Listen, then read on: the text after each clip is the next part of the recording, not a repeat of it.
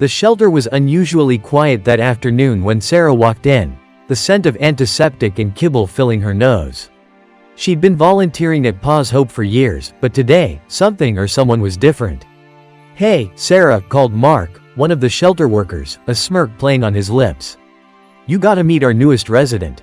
He's special." Curious, she followed him to the last kennel in the row. And there he was, a massive, cream-colored cat sprawled like a furry pancake, his half-lidded eyes radiating pure zen. The name tag on his cage read, "The Big Lebowski." 30 pounds. Sarah blinked. 30 pounds? That couldn't be right. "Go ahead, pick him up," Mark dared, crossing his arms. Sarah scoffed. "Please, I've handled plenty of cats." She reached in, sliding her hands under Lebowski's belly, expecting the usual heft of a large tomcat.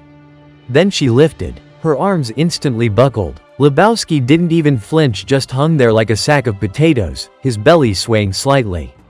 Sarah's face flushed with effort. "Oh my God," she wheezed, staggering back. The cat was dense, like lifting a small toddler. Mark burst out laughing. "Told ya." Sarah carefully set Lebowski down, her arms trembling. The cat simply blinked up at her, unbothered, as if to say, "Yeah, dude. I'm a lot of cat." But as she watched him waddle over to his water dish slowly, majestically, something tugged at her heart. Lebowski had been surrendered by an elderly owner who could no longer care for him.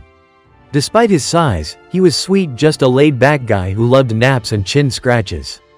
Yet, days turned into weeks, and no one adopted him. "People see his size and get intimidated," Mark admitted. "They think he'll eat them out of house and home." Sarah frowned. Every night, she went home to an empty apartment. And every morning, she returned to find Lebowski waiting, his big paws pressed against the glass, as if he'd been expecting her. Then, one rainy evening, as she sat cross-legged in his kennel, stroking his thick fur, Lebowski did something unexpected. He rolled onto his back, exposing his enormous belly, and let out a rumbling purr. Sarah laughed until she realized her cheeks were wet. She'd been lonely. And so had he. The next day, Sarah walked into the shelter with a carrier large enough for a small dog. Mark's eyebrows shot up. "No way." She nodded. "Way." Lebowski took his time entering the carrier, as if contemplating the meaning of life, before finally flopping inside with a sigh. Now, at home, he rules Sarah's apartment with the same effortless calm, lounging on the couch which he takes up half of, supervising her cooking from a safe, food-accessible distance, and curling up beside her at night, his weight a warm, comforting anchor. And when people ask how she manages such a big cat, Sarah just smiles. "Funny thing about love," she says. "The heavier it is, the lighter it feels."